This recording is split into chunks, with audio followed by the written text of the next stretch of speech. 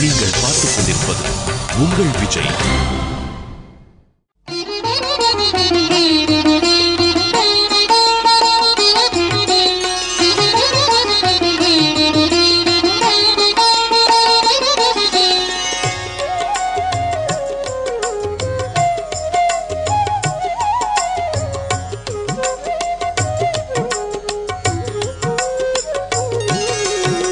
रंके समां पाहि रंके समां पाहि रंके समां पाहि रंगप्रभो. लक्ष्मीनाथ समारंभां नादयामुनमध्यमाम् अस्मत्ताचार्यपर्यन्तां वन्दे गुरुपरम्पराम्.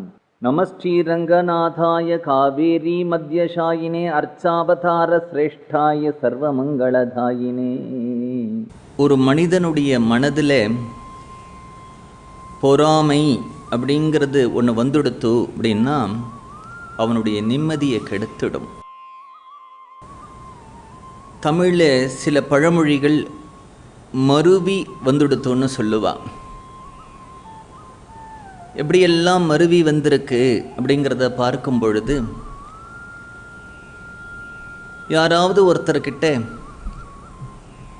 ஒரு நல்ல காரியத்துக்காக நன்கொடை வாங்கிறதுக்கு போனால் வீட்டில் இருக்கிற பெரியவாள்லாம் சொல்லுவான், தூக்கி கொடுத்துடாதரா, நமக்கு மிஞ்சி தான் தானமும் தர்மமும் அப்படின்னு சொல்லுவான்.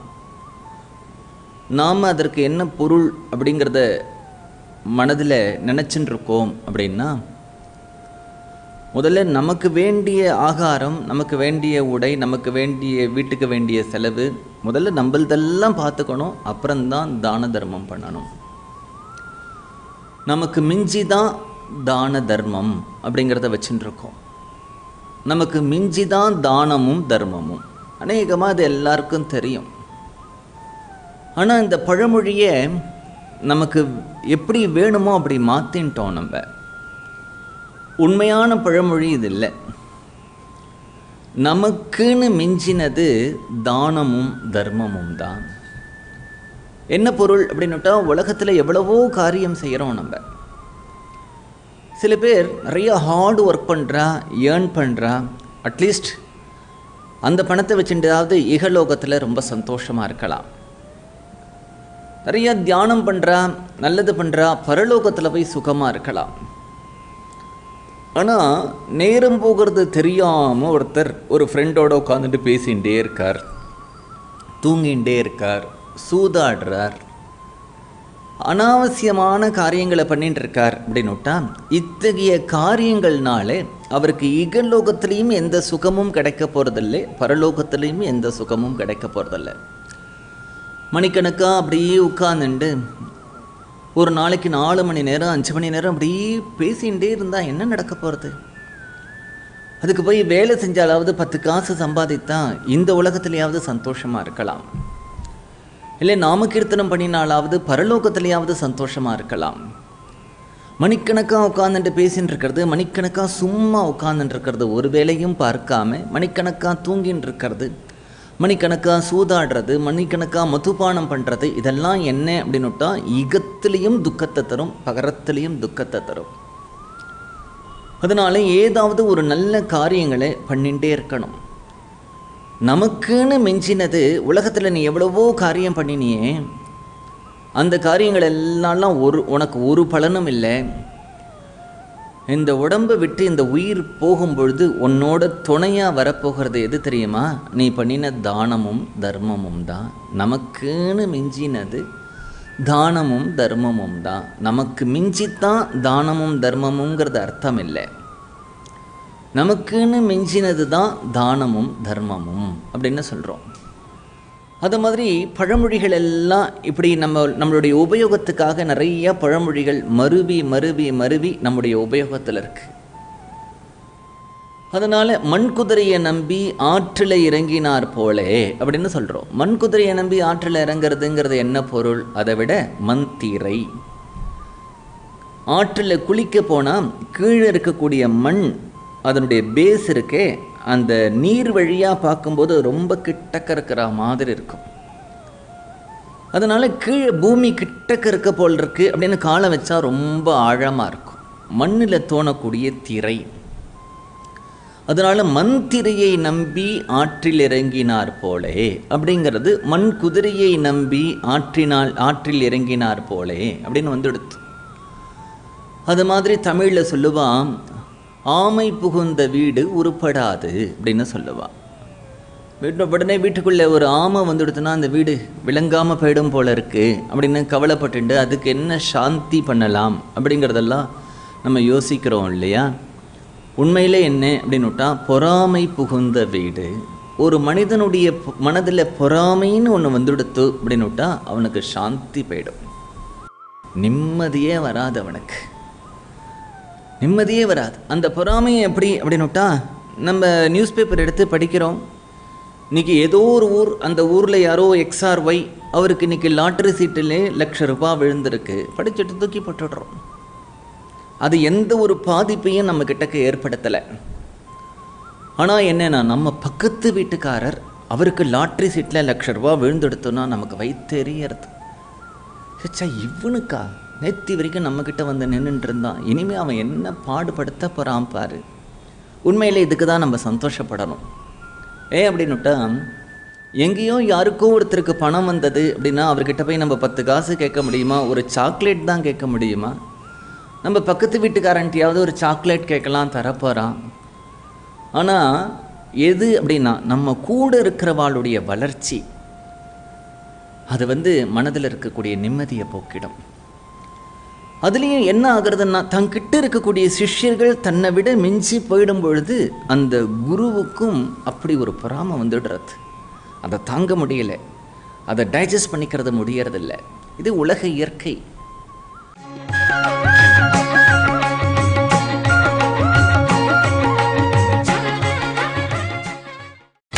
நீங்கள் பார்த்துக் கொண்டிருப்பது உங்கள் விஜய். அப்படிதான் யாதவ பிரகாஷருக்கு இந்த ராமானுஜர் ராஜாவே அவரை அவருடைய மகிமையை தெரிந்து அவருக்கு கனகாபிஷேகம் பண்ணினா. அதோடு மட்டும் இல்லாமல் ஸ்ருதிக்கு, வேதத்துக்கு அழகழகாக புதுசாக அவர் வியாக்கியானங்கள் பண்ணுறார். இதனால் நம்முடைய வித்வத் சமூகத்திலையும் நம்முடைய கீர்த்தி மங்கி போயிடும், ராஜாவுடைய சபையிலையும் நம்முடைய கீர்த்தியானது மங்கி போயிடும். அப்படிங்கிறதுனால காசி யாத்திரை, கங்கா ஸ்நானம் அப்படிங்கிறத ஒரு சாக்கா வைத்து கொண்டு ராமானுஜரை வழியில் போகும் பொழுது ஒரு தீர்த்து கட்டி விடுவது அப்படிங்கிறது ஒரு முடிவு. அதுக்கு ராமானுஜரை கூப்பிட்டுட்டு போனோம் இல்லையா? ராமானுஜரை பார்த்து சொல்கிறார், உனக்கு அன்றைக்கி ஏதோ அப்படி சொன்னேன், நீ சொன்னது நன்னா தான் இருந்தது, ஏதோ ஒரு கோபம் வரும், ஒன்று சொல்லுவோம், அதுக்காக நீ கோச்சிக்கக்கூடாது. கங்கா ஸ்நானம்ங்கிறது ரொம்ப விசேஷம், அதனால் நம்ம கங்கையில் போய் ஸ்நானம் பண்ணிட்டு வருவோம். அதுவும் இப்போ புண்ணிய காலம் வருது, கங்கையில் ஸ்நானம் பண்ணுறதே ரொம்ப விசேஷம், அதுவும் புண்ணிய காலத்தில் ஸ்நானம் பண்ணுறது ரொம்ப விசேஷம். என் கூட வா, அங்கே ஸ்நானம் பண்ணிவிட்டு கங்கா ஸ்நானமும் ஆச்சு. இந்த காசி யாத்திரை நம்ம போகும்பொழுது வெகு காலம் பிடிக்கும் இல்லையா? அதனால் நம்ம அந்த ஊரில் சத்திரத்தில் அங்கங்கே தங்கி போகும்பொழுது அந்தந்த இடத்துல பாடம் சொல்லிகிட்டே போகலாம், நிறைய பாடமும் ஆகும். அது மட்டும் இல்லாமல் இயற்கை சூழ்நிலையில் நடந்து போகும்பொழுது ரொம்ப அழகாக இருக்கும். அப்படிங்கிறதெல்லாம் அழகாக பேசி எப்படியாவது ராமானுஜரை தன் கூட காசி யாத்திரைக்கு கூப்பிட்டுண்டு போகணும், கங்கா ஸ்நானத்துக்கு அப்படின்னு ஆசைப்பட்டு கூப்பிட்டுண்டு போகிறார். வட இந்தியா யாத்திரையில் திரிவேணி சங்கமத்தில் போய் ஸ்நானம் பண்ணலாம் அப்படிங்கிறதா. இளையாழ்வாரும் மறுப்பு சொல்லாமல் வந்துட்டார். 1000 வருடங்களுக்கு முன்பாக நடந்த ஒரு விஷயத்தை நம்ம யோசித்து பார்க்கணும். ஏன்னா இப்போ கங்கா ஸ்நானம் அப்படிங்கிறது ரொம்ப ஒரு சாதாரணமான விஷயமாக போயிடுது. இன்றைக்கி இவ்வளவு ட்ராவல் பண்ணக்கூடிய வசதிகள், இன்றைக்கி ஒரு மீடியாவினுடைய வசதிகள் இதெல்லாம் வரும் பொழுது உலகம் ஒரு சின்ன கைக்குள்ளே அடங்கி போயிடுது. எந்த நாட்டிலே, எந்த தேசத்தில், எந்த மூலையில் எது நடந்தாலும் அடுத்த க்ஷணம் நமக்கு தெரிஞ்சு விடுறது. அப்படி ஒரு லிங்க் இன்னைக்கு இருக்குது. ஆனால் 1000 வருடங்களுக்கு முன்பாக காசி யாத்திரை இல்லை கங்கையில் போய் ஸ்நானம் பண்ணுறதுக்காக வட இந்திய யாத்திரை போகிறதுங்கிறதே ரொம்ப சிரமமான ஒரு காரியம். 1000 வருடங்களுக்கு முன்னாடின்னு நீங்கள் நினைத்து கொள்ள வேண்டாம். நம்ம வீட்டில் இருக்கக்கூடிய பெரியவர்களை கேட்டாலே அவர்களுடைய இன்னைக்கு யாருக்கு 80 வயசு 90 வயசு இருக்கும், அவர்களுடைய 20-30 வயசில் என்ன வசதிகள் இருந்ததுன்னு கேட்டாலே தெரியும். அப்பொழுதெல்லாம் தமிழ்நாட்டிலிருந்து யாராவது ஒருத்தர் ஜென்மாவில் ஒரு தரம் டில்லி போயிட்டு வந்தார்னா பெரிய விஷயம், கல்கத்தா போயிட்டு வந்தார்னா பெரிய விஷயம். அது மாதிரி தமிழ்நாட்டிலே அந்த தென்பகுதியில் இருக்கிறவர்கள் மெட்ராஸ்க்கு வந்திருப்பாளன்னே தெரியாது. யாரையாவது பார்த்து பட்னம் போயிட்டு வந்தியான்னா அதுக்கே ஒரு கௌரவம் உண்டு. ஓ, இவன் மெட்ராஸ் போயிட்டு வந்திருக்கான் அப்படின்னு. தென்னிந்தியாவில் அந்த கடைசியில் இருக்கிறவர்களுக்கு சென்னைக்கு வரதே ஒரு பெரிய விஷயம். சென்னையில் இருக்கிறவர்களுக்கு பாம்பேவோ டெல்லியோ இல்லை கல்கத்தாவோ போகிறதோ ஒரு பெரிய விஷயம். அது மாதிரி காசி யாத்திரை, கங்கா யாத்திரை இதெல்லாம் இருக்கே, பத்ரிலாம் யாரோ ஒருத்தர் போவா, எல்லாரும் போவான்னு சொல்ல முடியாது. போயிட்டு வர்றது ரொம்ப சிரமம். ஆனால் 80 வருஷத்துக்கு முன்னாடி கூட நமக்கு ட்ரெயின், பஸ்ஸு, ரோடு எல்லாம் வந்துடுத்து. அப்பொழுதே இவ்வளவு சிரமம் அப்படின்னு சொன்னால் 1000 வருடங்களுக்கு முன்னாடி அவர்கள் எப்படி நடந்து இந்த அலகாபாத்தில் போய் திரிவேணி சங்கமத்தில் ஸ்நானம் பண்ணணும் அப்படின்னு கிளம்பி போயிருப்பா. இப்படி கிளம்பி போகும் பொழுது போகின்ற வழியிலெல்லாம் அங்கங்கே தங்கி பாடம் சொல்லிகிட்டே போகிறா. ஒரு தகுந்த சந்தர்ப்பத்தை எதிர்பார்க்கிறா. ஒரு தகுந்த இடத்துல தகுந்த சந்தர்ப்பத்தில் எப்படியாவது ராமானுஜரை தீர்த்து கட்டி விடுவது அப்படிங்கிறது தான் அவர்களுடைய முடிவு. அதற்காக அவர்கள் எல்லாம் சேர்ந்து அங்கங்கே அப்படியே குசுன்னு பேசுகிறதே நம்முடைய எம்பார் கோவிந்தன் கேட்டுட்டார். ஓஹோ, இவர்கள் இப்படி கங்கா ஸ்நானம் அப்படிங்கிற ஒரு வியாஜத்தில் கிளம்பி இருக்கிறதுனுடைய திட்டமே இதுதான். எப்படியாவது இளையாழ்வார் அவருடைய ஒரு எஸ்எஸ், அவருக்கு வரக்கூடிய ஒரு பெருமை கீர்த்தி அது பிடிக்காம, அதனால் பொறாமையினால் அவதிப்படக்கூடிய யாதவ பிரகாஷர் எப்படியாவது இவரை ஒரு வழி பண்ணிடணுங்கிறதுக்கு தான் இந்த தீர்த்த யாத்திரையே ஒரு வியாஜமாக வச்சுட்டு கூப்பிட்டு வந்திருக்கார் அப்படிங்கிறது தெரியறது. என்ன பண்ணார் அப்படின்னா, அப்படி இவர்கள் போகின்றிருக்கிற வழியில் விந்திய மலைச்சாரல், அந்த விந்திய மலைச்சாரலில் இவரோட கூட வரக்கூடிய மாணவர்கள் எல்லாம் அப்படியே சேர்ந்து வழும் பொழுது இளையாழ்வார் ஒரு இடத்துல தனித்து இருக்கும் பொழுது கோவிந்தர் அவர்கிட்ட ஓடி வரார். யாரும் பக்கத்தில் அங்கங்கே இல்லையான்னு பார்த்துக்கிறார். பார்த்துண்டு மெதுவாக, எதுக்காக தெரியுமா அந்த தீர்த்த யாத்திரை கூப்பிட்டு வந்திருக்கா? அன்றைக்கு ராஜசபையிலேயே உமக்கு ஒரு கௌரவம் கிடைச்சது இல்லையா? அந்த கௌரவத்தை கண்டு யாதவ பிரகாஷருக்கு வருத்தம், பொறாமை.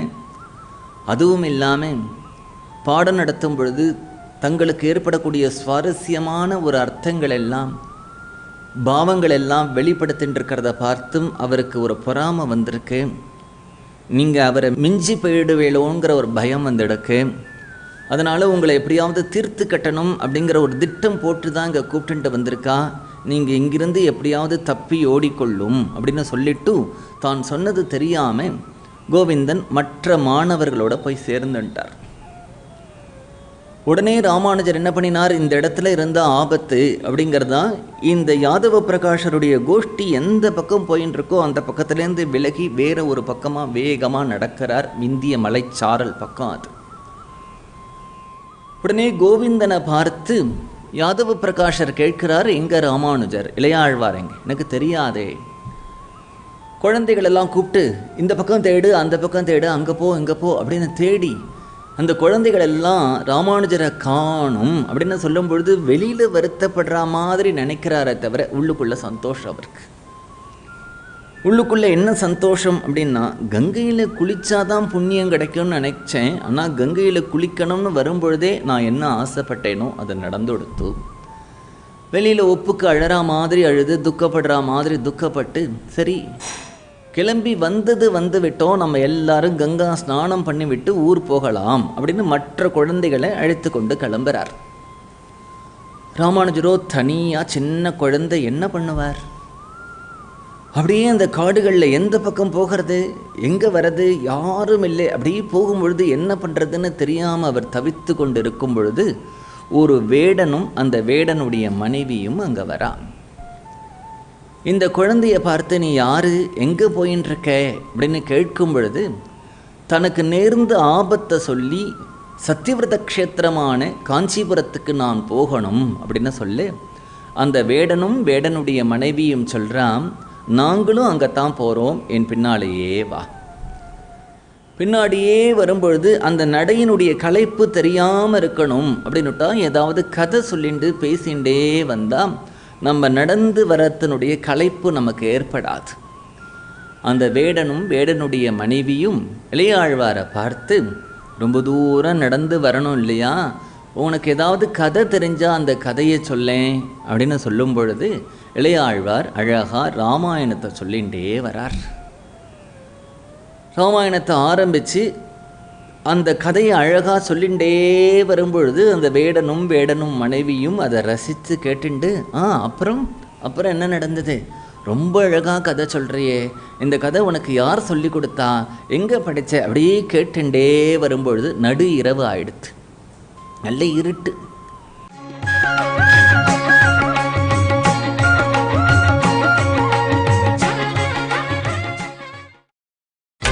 நீங்கள் பார்த்துக் கொண்டிருப்பது உங்கள் விஜய். ஒரு ஊர் கிராமம், அந்த காலத்தில் இந்த மாதிரி கரண்ட் எல்லாம் கிடையாது, அதுலேயே ராத்திரி ஆகிடுத்துனா ரொம்ப திண்டாட்டம் தான்.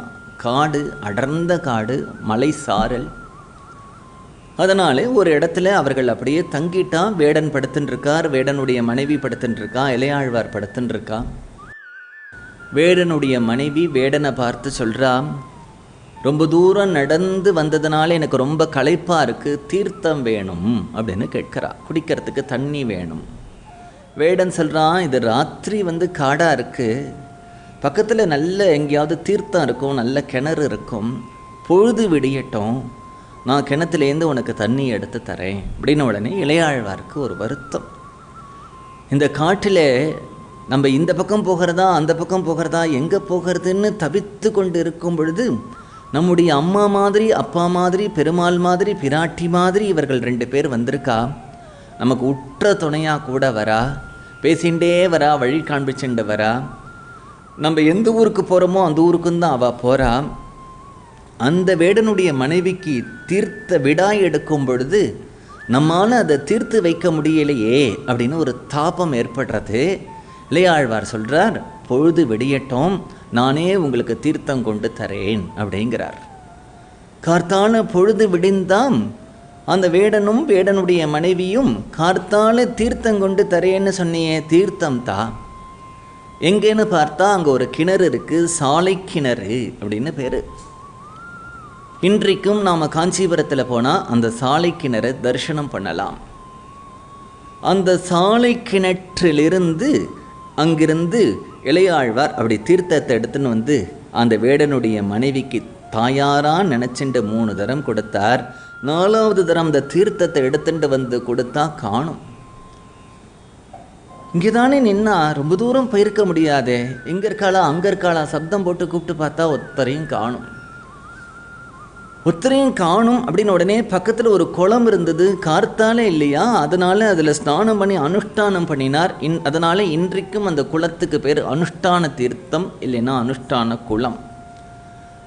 அப்படியே கொழுது கொஞ்சம் புலன்னு வடியும் பொழுது 2 பேர் அங்கே நடந்து போகிறவர்களை பார்த்து இளையாழ்வார் கேட்கிறார், இது என்ன ஊர், இது எந்த நாடு, என்ன பிரதேசம் அப்படின்னு கேட்கும் பொழுது அவர்கள் சொல்கிறார், இது தெரியலையா, இதான் சத்தியவிரத க்ஷேத்திரம் காஞ்சிபுரம், அதோ பார் புண்ணிய கோட்டி விமானம் தெரியறதுன்னா.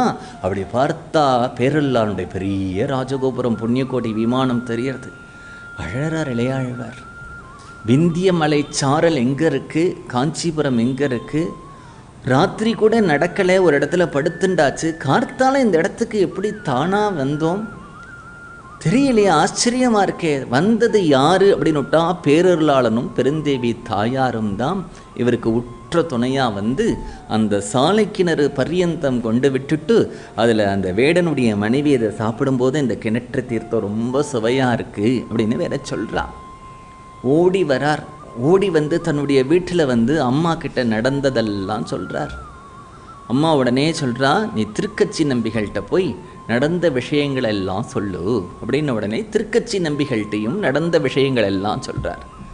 திருக்கச்சி நம்பி ரொம்ப சந்தோஷப்படுறார். சந்தோஷப்பட்டு எப்பொழுது பெருமாளும் பிராட்டியுமே அந்த விந்திய மலைச்சாரலிருந்து கூப்பிட்டு வந்து இந்த க்ஷேத்திரத்தில் கொண்டு விட்டுட்டும் அந்த சாலை கிணறுல இருக்கக்கூடிய தீர்த்தத்தை உமக்கிட்டேருந்து வாங்கி சாப்பிட்டார்களோ, அதுவும் அந்த தீர்த்தம் ரொம்ப சுவையாக இருக்குன்னு சொன்னாலோ, அதனால் இன்றையிலிருந்து பெருமாளுக்கு அந்த சாலை கிணற்றிலிருந்து தீர்த்தம் எடுத்துட்டு வந்து தீர்த்த கைங்கரியம் பண்ணும், பெருமாள் மிகவும் உகப்பார் அப்படின்னு சொல்லி அன்றிலிருந்து இளையாழ்வார் தங்க குடத்திலே சாலை கிணற்றிலிருந்து தீர்த்தம் எடுத்துட்டு வந்து பேரொருளாளனுக்கு தீர்த்த கைங்கரியம் செய்ய ஆரம்பித்தார்.